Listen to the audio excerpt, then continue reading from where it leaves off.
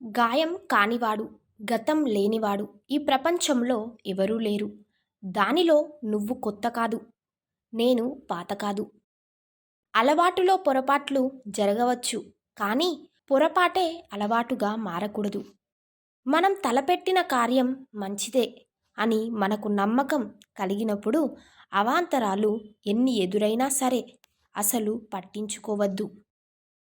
ఎదురు చూసే ఓపిక కనుక మీకు ఉంటే మీకు దూరమైన ప్రతీదీ మరొక రూపంలో మీ ముందు ఉంటుంది.